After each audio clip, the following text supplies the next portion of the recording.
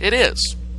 It's a de facto redistribution of resources that have managed to elude definition or recognition by official means through some of the most shocking healthcare spikes in modern history. So in other words, it's basically exacerbating the problem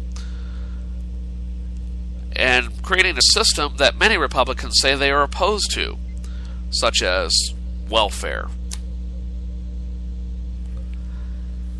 And so, as the ACA's healthcare exchanges open in the marketplace, the individual mandate starts to be enforced in 2014. This finally changes. In the simplest terms, the law seeks to require those those receiving welfare benefits via uninsured healthcare services pay their respective taxes. Now, yes, some will be paying through government subsidies, but it sure beats the current system, doesn't it? I admit it's stupid to recycle money in that fashion, but I'm willing to say that about 70 to 80% will end up paying back out of their own pocket without government subsidies. Okay? Well, the official name for the individual mandate is the Shared Responsibility Fee. And it's a fitting name, don't you think? Now, if patients are currently receiving services on our collective dime, why would anyone object to them paying into the system? Well, the conservative debate over the individual mandate is largely one of semantics and not thinking critically. It assumes that if the government mandates something, that it is overreaching its power and inching it closer towards socialism, to which I say horse hockey. Many times when this same argument is invoked, there is some validity in it, but this time it's different. That's because the only other option, as it currently stands, is the abusive system that we've been dealing with, one of runaway insurance and medical cost, coupled with a growing sector of uninsured individuals. And this is why the Republicans, and a majority of conservatives, I believe, are denouncing him, because they don't have a better option to throw at us. So if you can't come up with a better plan, you destroy the one that's on the table. And as we got closer to October 1st, the tension got even more intense, for the lack of better phrasing there. Okay? And now we're in this shutdown, and we're still at this impasse. And it's basically like two rams going at each other, both of equal strength and power, and can't overpower the other. So we back off, hit again. Back off, hit again. And unless we find a way to resolve that, it's just going to be back and forth for God knows how long. Well, as Whole Foods founder John Mackey infamously commented on to NPR earlier this year, the reality of the law can actually be characterized as closer to fascism than socialism itself. Socialism is where the government owns the means of production. In a fascist government, the government doesn't own the means of production, but they do control it. And that's what's happening with our healthcare programs and these reforms. Now, Mackey later walked back on his comments in an interview with CBS News, saying that he regrets likening the program to such an ugly word as fascism, but whatever it amounted to instead, we need a new word for it.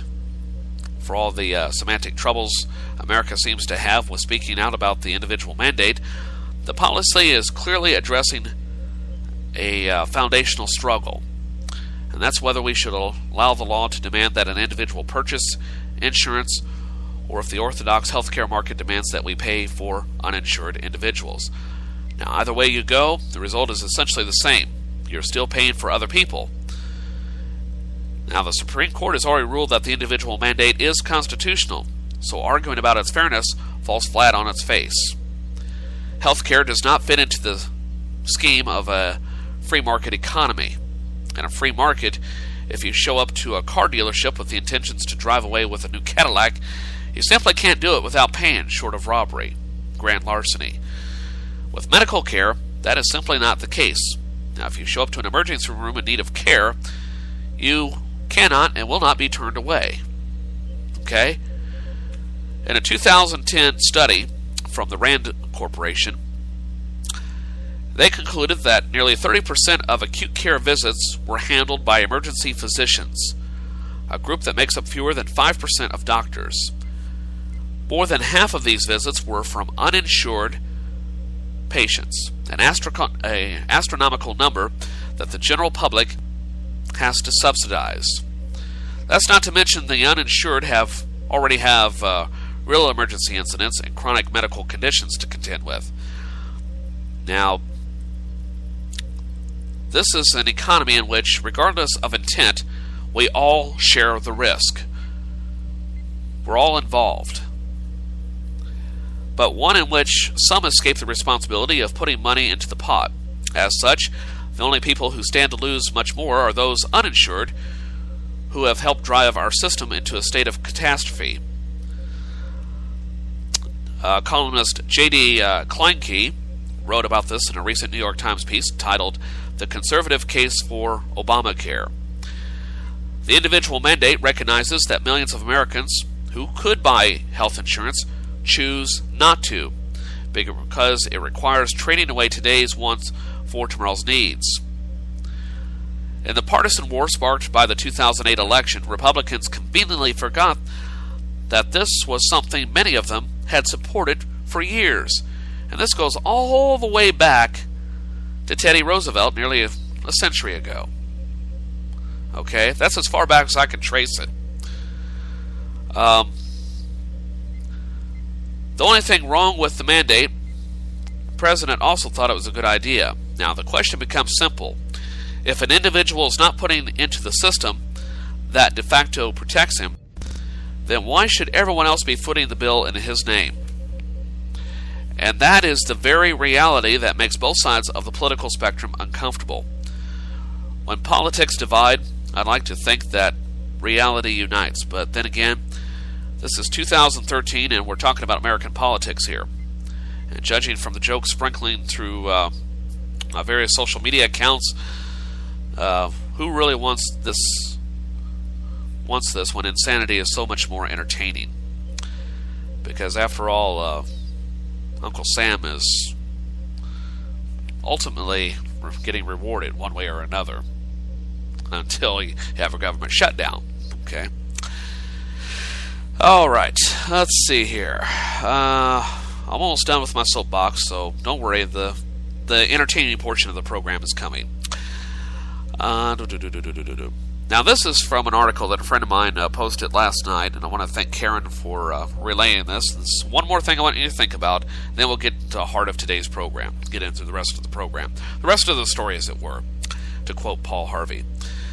I work for Uncle Sam, and I'm proud of it. Now, this was written by Jason Olner. It was published February 26, 2012. The author is a career Foreign Service officer who has served in Tel Aviv, Baghdad, and Washington. Views expressed here are his own and not necessarily those of the State Department or the U.S. government. Now he says, quote, I'm a federal bureaucrat, a professional government employee, and guess what? I'm proud of it. It seems that all I hear these days are the once and future leaders of our country tripping over themselves to denigrate the work we do. I'm tired of it and I'm fed up.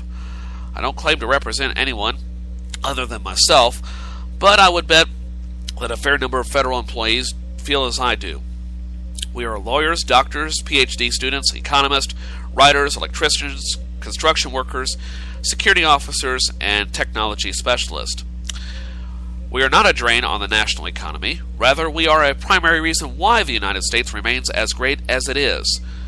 Like many federal workers, I have sacrificed a high-paying job in the private sector, a year of my life, and the first 6 months of my daughter's life, spent in Iraq, long hours, high stress, pay freezes. I'm not complaining. In fact, I quite enjoy my career and my life in the Foreign Service.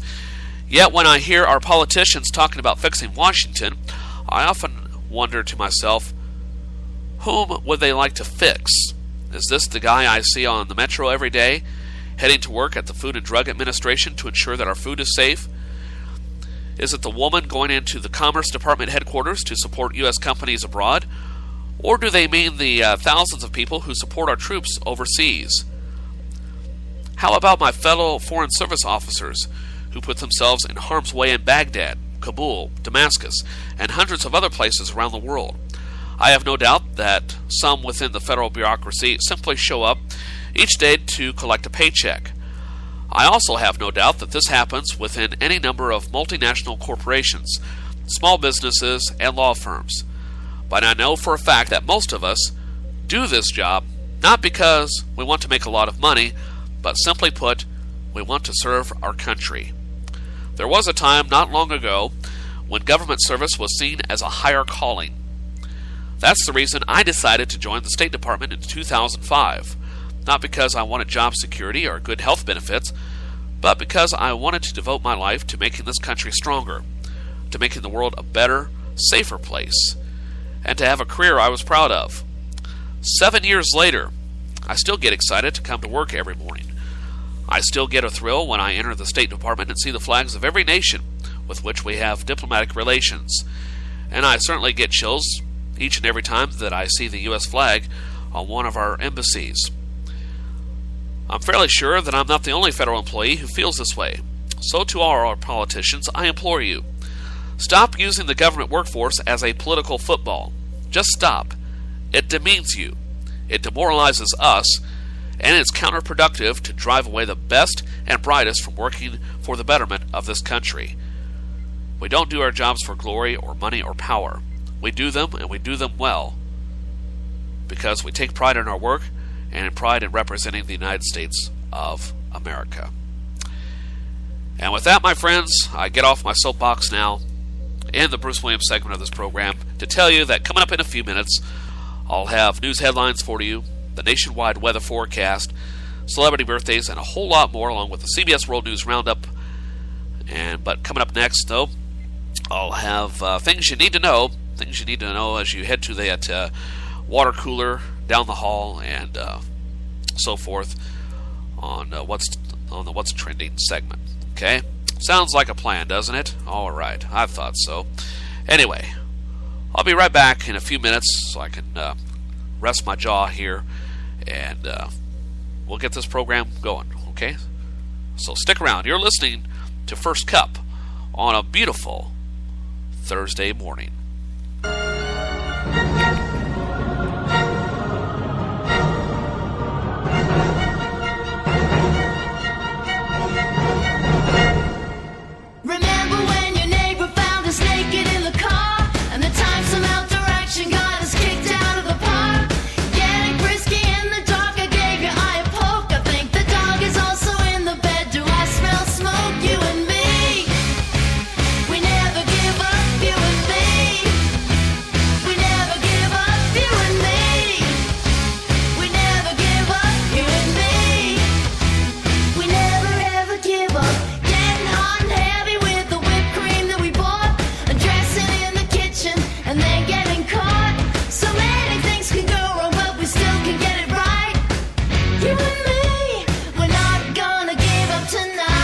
Up on sex. Don't give up on birth control either. There are more methods than you think. Visit bedsider.org to compare all the choices and put the bogus myths to bed at bedsider.org. But we got options tonight. Brought to you by Bedsider and the Ad Council. Bedsider.org. I'd like to drop out of high school and get a meaningless job that makes me feel bad about myself. I'd like to fall victim to the old boys network. I don't want anybody to notice me. I just want to fly under the radar. I want to splatter against the glass ceiling. I don't have an opinion. I want to be a straight C student. I'm going to be a biomedical engineer. I want to succumb to peer pressure all of my life. I'm going to be a best-selling author and win the National Book Award. I'm going to be a marine biologist. Wait, I take mine back. I'm going to be a biomedical engineer. I think I'll be the president. I'm going to be Secretary of State. World-class chef, right here. Race car driver. Artist. Paleontologist. Film director. Surgeon. Teacher. Scientist. Olympian. I'm going to be the boss.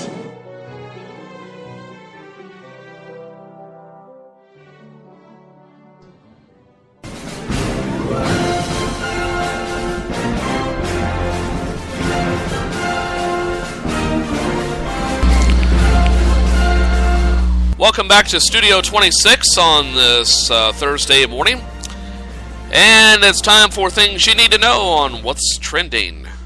Oh, have a musical flourish here. All right. Yo!